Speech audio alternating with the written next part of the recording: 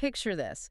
You're standing in your kitchen, coffee in hand, looking out your front window. Right, just taking in the morning. Exactly. And you're admiring this beautiful, mature oak tree sitting right in the middle of your yard. Oh, yeah. The kind that gives the whole property this wonderful established character. It looks rustic, charming. I mean, we look at a tree like that and we just feel a sense of permanence, right? We really do. We assume it's a static, unshakable fixture of the landscape. But what if I told you that picturesque piece of nature might actually be a 2,000-pound ticking time bomb? Yeah, just waiting for the next winter storm to send it crashing straight through your living room roof. It is a totally jarring image, especially when you are standing in the safety of your own kitchen. It is. But from an arboricultural perspective, that sudden catastrophic failure is actually a surprisingly common reality in suburban neighborhoods. Which is wild. We place far too much blind trust in the structural integrity of the natural world around us. We do. We just assume a tree is perfectly fine until the exact moment it's suddenly violently not fine. So true. So today we are taking a deep dive into the source material to explore the hidden physics, the surprising economics, and the biological dangers lurking right above our heads. Right, the dangers hiding in our urban canopies. Exactly.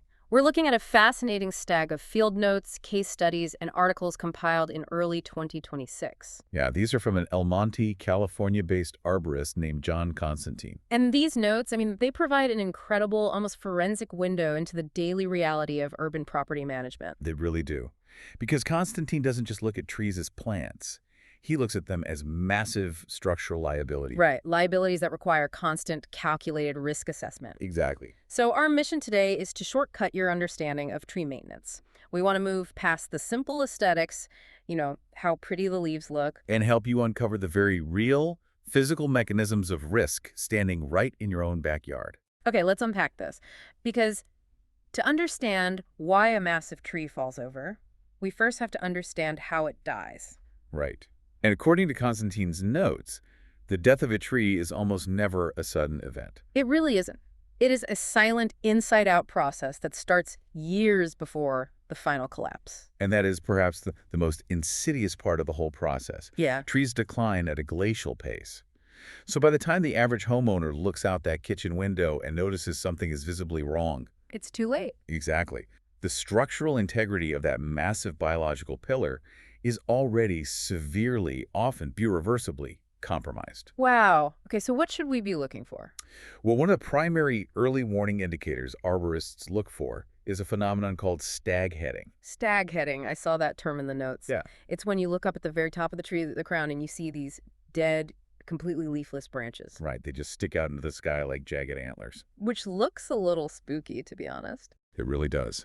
But the notes say this is a massive red flag regarding the tree's internal plumbing. How does that actually work? Why does it die from the top down? Well, it comes down to the physics of water transport. You see, a tree acts like a giant biological pump. Okay. It uses capillary action to pull water from the deep roots all the way up to the highest leaves, fighting against the force of gravity. Right. But during a prolonged drought, the soil dries out. The tree is still trying to pull water up, but, there's nothing there. Oh, wow. The tension inside those microscopic water channels becomes so great that the water column actually snaps. Wait, so the plumbing literally breaks? Precisely. And when that happens, the tree has to make a calculated survival decision. It begins to retreat. Exactly. It intentionally cuts off the water supply to its highest, furthest extremities. Just allowing those top branches to die. Right, so it can conserve its dwindling resources to keep the main trunk alive. That is fascinating. So those dead antler-like branches are the visual evidence of a tree that is internally starving? Yes. But the canopy isn't the only place to look. The sources emphasize that some of the most critical warning signs are right down at your feet. Right at the base of the trunk. Things like heaving soil. Exactly. See, I always thought if the ground was bulging up around a tree, it just meant the roots were growing strong and pushing the dirt up. That is a very common misconception. Really? Yeah. While roots do grow, sudden or severe soil heaving usually indicates that the root system is actively failing under tension. Oh, no. Imagine a tent peg slowly being pulled out of the dirt by a strong wind. Right, the dirt lifts up around it. Exactly. If the ground is bulging on one side of the tree, it often means the structural anchor roots are snapping underground. So the entire massive weight of the tree is beginning to tip. Yes, and it pulls the soil up with it.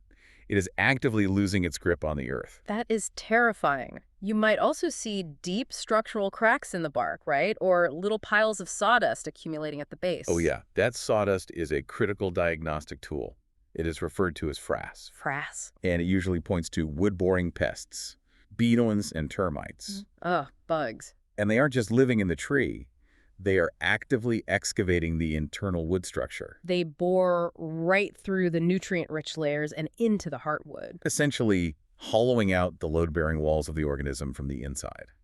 Okay, so if you happen to live in a place with extreme weather whiplash, like the El Monte microclimate detailed in the notes, the situation gets worse. Much worse, it goes from a slow decline to a catastrophic event. Because the meteorological numbers he provides are wild. El Monte gets only about 15 inches of rain a year. Right, compared to the U.S. average of 38 inches. What's fascinating here is how that specific climate dictates the biological failure. Exactly. You have these long, brutal, multi-year droughts. The root systems shrink back because there is literally no moisture to chase. The wood itself becomes incredibly dehydrated and brittle, and the tree's natural immune system drops. Which just allows those wood-boring pests to multiply unchecked. Right, and then, because it's Southern California, the weather flips. Yeah, the area gets slammed by these sudden, massive atmospheric rivers. The ground, which has been baked dry as a bone for years, is suddenly inundated with billions of gallons of water in a matter of days. And that dry, hydrophobic soil can't absorb the water properly. No, it can't. So the dirt around those already shrunken roots just turns into liquid mush. Okay, let me make sure I'm visualizing this correctly. Go ahead. It's like taking a giant structural pillar, starving it of moisture until the wood is brittle and hollowed out by bugs. Right. Then you soak its foundation until the concrete turns to liquid mud. Yep. And then you hit it with a wrecking ball.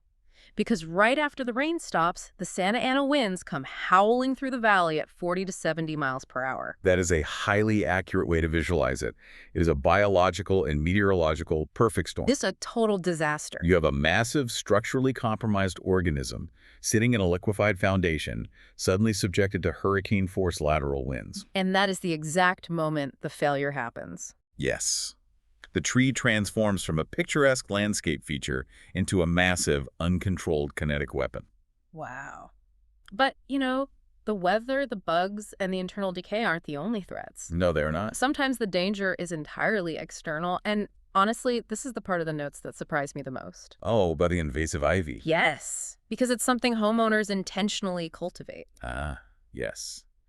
English and Algerian ivy. Right. It is ubiquitous in suburban landscaping, and it presents a unique, relentless threat to the urban canopy. I have to push back here for a second, though. Okay. People pay good money to landscaping companies to make their houses and trees look like lush, ivy-covered cottages. They absolutely do. It's an entire architectural aesthetic. We see it on university campuses and historic homes. Is it really that bad to just let a vine grow up a trunk? I completely understand the romantic appeal of that aesthetic. I really do. Yeah. But we have to look past the visual and examine the brutal physical reality of what that vine is actually doing. That ivy is not a decorative accessory. It is an aggressive, suffocating parasite. So it's actively harming the tree, not just sharing the space. It is out competing the host tree on every level. How so? Well, the ivy's root system forms a dense mat at the base of the tree. It steals the majority of the water and soil nutrients before they can ever reach the tree's roots. Oh, wow. I didn't realize that. And then, as it climbs, the ivy's foliage blocks the sunlight. Preventing the tree's own leaves from photosynthesizing. Exactly. But the biological starvation isn't even the most immediate danger. The real threat is the physics of weight and wind resistance. Because vines are heavy. Incredibly heavy. Right. Mature ivy can add thousands of pounds of sheer, wet biomass to a tree's canopy. Thousands of pounds, just from leaves and vines. Yes. Furthermore, deciduous trees are biologically designed to drop their leaves in the winter. Right, the branches go bare. This allows harsh winter winds to pass harmlessly through their bare branches. Oh, I see where this is going. Yeah, but the ivy is evergreen. So it keeps its leaves all year. Exactly. It keeps its broad leaves all year round. It essentially wraps the bare winter branches in a giant, heavy sail. Oh, wow. A sail. Yeah, so when those 60-mile-per-hour winds hit, The tree is catching the full force of the gale instead of letting it pass through. You are subjecting the tree to a permanent, escalating structural stress test. A test that its wood fibers never evolved to withstand. Right.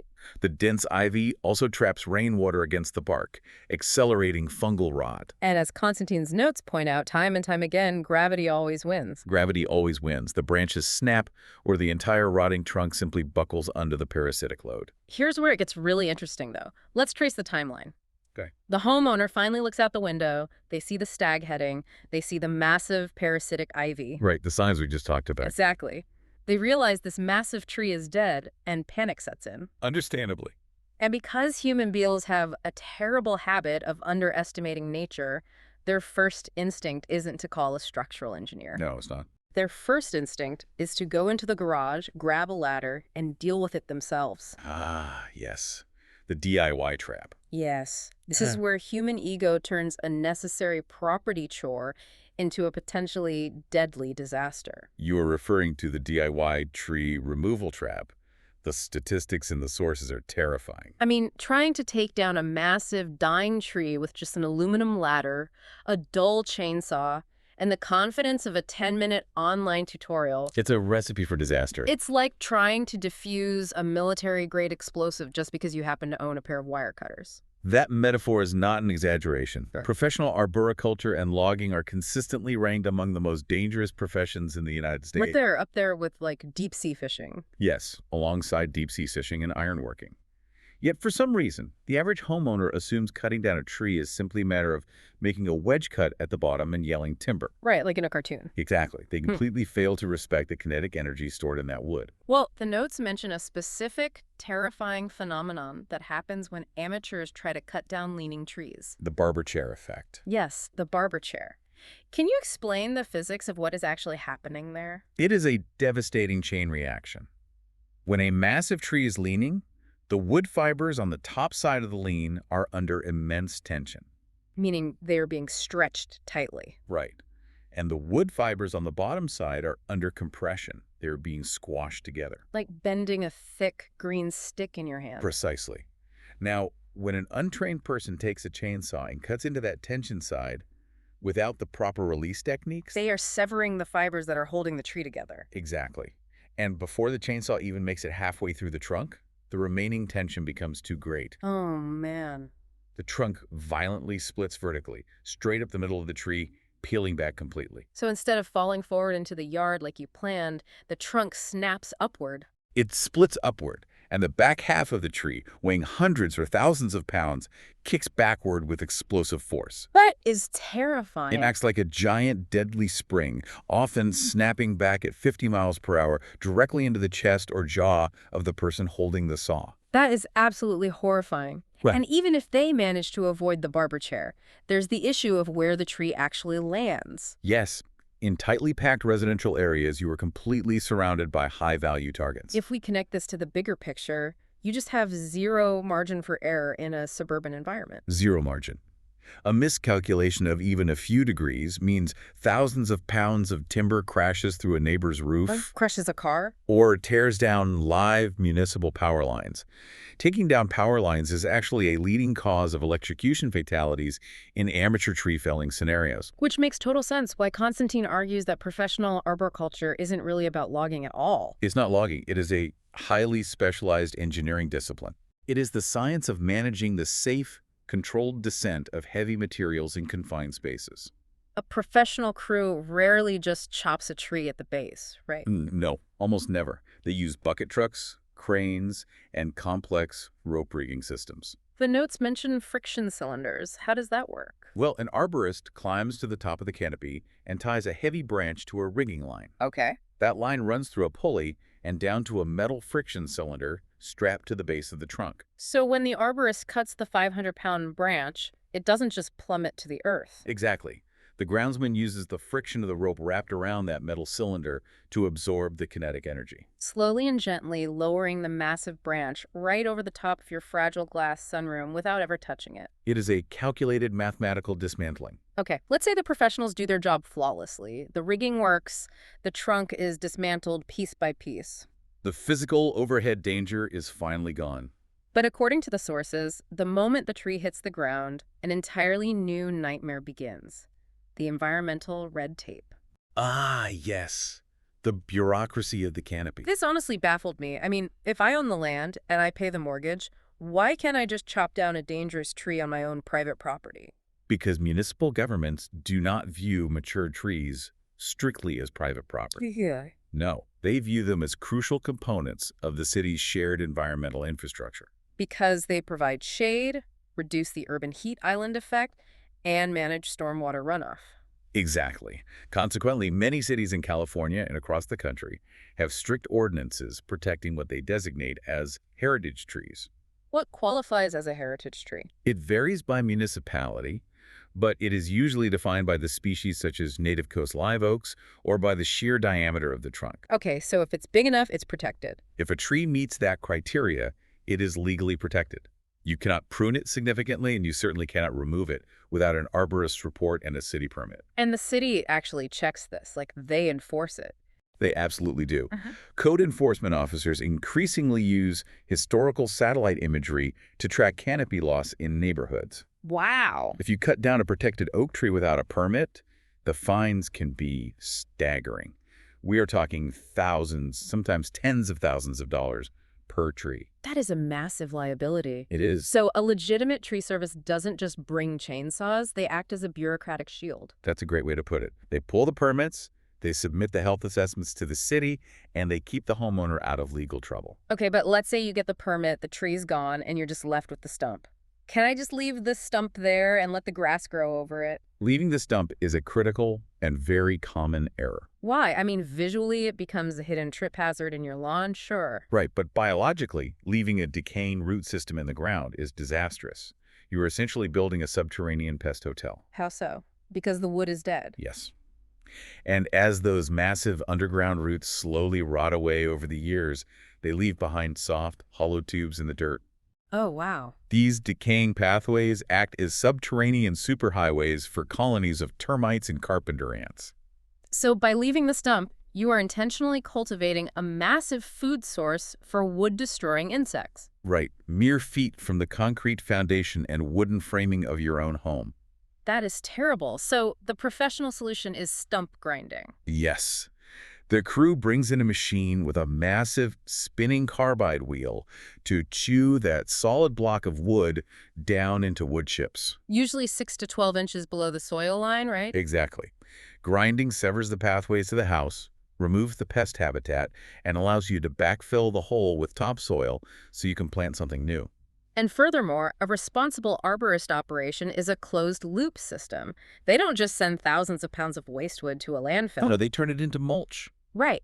The notes in the Arbor Day Foundation highlight that spreading that fresh, shredded wood mulch around your main and garden dramatically improves soil moisture retention. And it suppresses weeds. You take a localized hazard and process it into a net positive for your yard's ecosystem. Precisely. Okay, I hear everything you're saying. The physics, the permits, the bugs. But I have to play devil's advocate for a minute. Okay, let's hear it. Dealing with certified arborists, navigating bucket trucks, paying for friction rigging, pulling city permits, and hauling in stump grinders, it is incredibly expensive. It is an investment, yes. I mean, $3,800 is a lot of money to spend on a random Wednesday just to make something disappear. Isn't there an element of fear-mongering here from the tree care industry? What are the actual odds of it falling? I completely understand the homeowner's hesitation. $3,800 is a massive upfront cost for preventative maintenance. It's hard to swallow. Property managers naturally view it as a painful, annoying line item on their budget. But Constantine's economic breakdown strips away the emotion and presents the pure actuarial reality of the situation. So what does this all mean in terms of the cold, hard math? Let's compare that $3,800 removal fee to the cost of doing nothing. Okay. If you ignore the stag heading and the tree fails during the next 60-mile-per-hour windstorm, the financial damage is catastrophic. Because if a 2,000-pound oak crashes through your roof, you are immediately looking at anywhere from $8,000 to $35,000 just to repair the roofing materials and waterproof the house. Right. And if the impact is severe enough to shatter the load-bearing trusses and the framing of the house, the structural repairs can easily exceed $50,000. easily. Now, add the cost of the vehicles crushed in your driveway. Right. Add your homeowner's insurance deductibles. Add the immense cost and logistical nightmare of living in a temporary hotel for 6 months while your home is uninhabitable during construction. And that is the best case catastrophic scenario, assuming nobody gets hurt. Exactly. Because if that tree falls across the property line and destroys your neighbor's roof or injures someone walking on the sidewalk. The legal liability and the subsequent lawsuits are financially ruinous. Yeah. There are also the hidden daily costs of delay. Like what?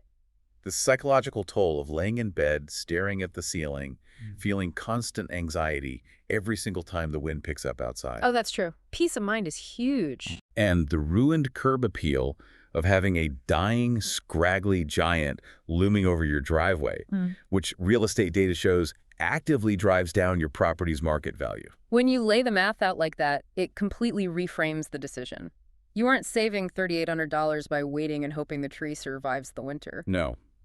You are actively gambling $3,800 against a $50,000 disaster. This raises an important question about how we as a society view the maintenance of the natural elements integrated into our built environments. It does.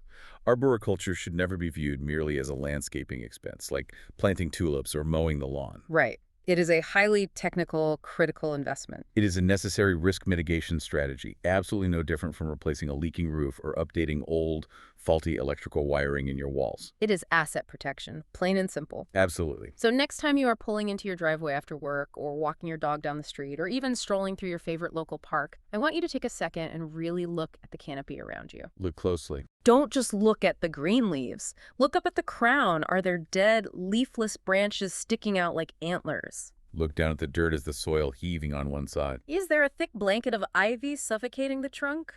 Try to view your urban canopy through this new lens of physics, biology, and economics. Because we started today looking out the window at a charming oak tree, and now we know it might just be a 2,000-pound ticking time bomb. But with the right lens and the right professionals, it's a bomb you can safely defuse. Thanks for taking this deep dive with us. And as you look at those trees, consider one final reality.